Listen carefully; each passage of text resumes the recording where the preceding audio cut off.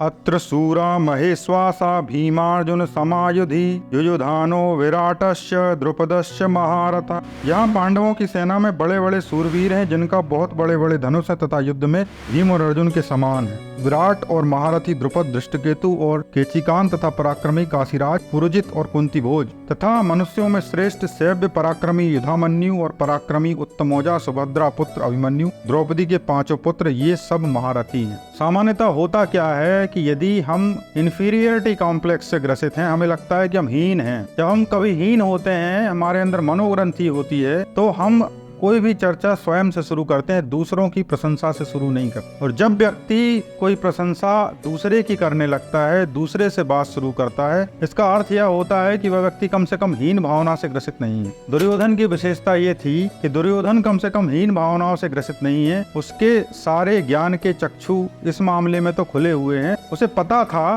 कि वो किसी से कम बलवान नहीं है और उसकी सेना में जो लोग हैं वो पर्याप्त बलवान है, इसलिए वो दूसरों की प्रशंसा करता। वह कहता है कि चारों ओर जो लोग बड़े बड़े सूरवीर हैं, जिनके बड़े बड़े धनुष हैं और जो भी भीम और अर्जुन के समान है, मतलब वो शत्रु की सेना को न केवल एनालाइज कर रहा है बल्कि वो ये जानता है कि ये भी समान रूप से शक्तिशाली हैं। एक तो ये कि वो धर्मानुसार खड़े हुए हैं, कृष्ण के साथ खड़े हुए हैं और उसे पता है कि इनकी इंटेंशन क्या है। व्यक्ति को क्या होता है, भीतर ही भीतर ये पता होता है कि सामने वाले की इंटेंशन ठीक है और उसकी इंटेंशन कैसी है। जिस व्यक्ति के अंदर चोर होता है उसको ये बात पता होती है और ये बात पता होना ही उसकी कमजोरी भी होती है। तो उसको ये तो पता है कि सामने वाला ठीक है। तो आपके साथ भी ऐसा होता होगा कि आसपास, पास पड़ोस, सब जगह कोई ना कोई व्यक्ति होते होंगे और जिनके कारण आपको लगता है कि तकलीफ हो रही है, जिनसे आपका कुछ वाद विवाद चल रहा है। और यदि आप ठीक ढंग से कार्य कर रहे हो, धर्म की दिशा में जा रहे हो, ठीक कार्य कर रहे हो, तो आपका जो शत्रु है उसको भी पता है कि आप जो है वो ठीक है। लेकिन वो चूंकि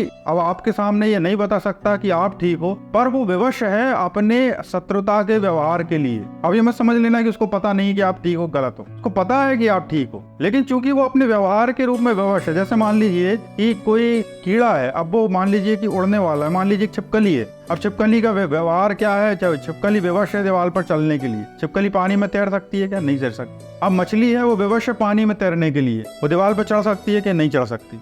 इसी तरह जो दुर्योधन की तरह के लोग होते हैं वो शत्रुता अपनाने के लिए विवश हैं। उनको पता है कि ठीक गलत क्या है, लेकिन फिर भी वो विवश है क्योंकि उनके संस्कार हो चुके हैं, उनके मन की स्थिति वैसी हो चुकी है, तो वो विवश होकर भी शत्रुता का व्यवहार करते हैं। तो आपके साथ यदि कोई व्यक्ति ऐसा व्यवहार कर रहा है और आप बड़े पीड़ित होते हो कि अरे मेरे साथ ऐसा ही क्यों करता है, जबकि वो व्यक्ति ये जानता है कि आप ठीक हो, तो आपको करना क्या है? आपको महाभारत की इस कथा से, गीता की इस कथा शिक्षा क्या लेना है कि आपको धर्म के साथ चलते चलना है। यद्यपि आपको ऐसा लगेगा कि आपकी सेना कमजोर है, यद्यपि आपको लगेगा कि आप बड़े कमजोर पड़ रहे हो, शत्रु पक्ष बड़ा मजबूत पड़ रहा है, इसका साथ ही भगवान क्यों देता है, पर फिर भी यदि आप धर्म के साथ रहते हो तो अंततः आपकी विजय होनी है। यही भगवत गीता का संदेश है। तो आपको करना क्या है? हमेशा भगवत गीता के साथ बने रहना है और धीरे धीरे अपना कार्य करते रहना है।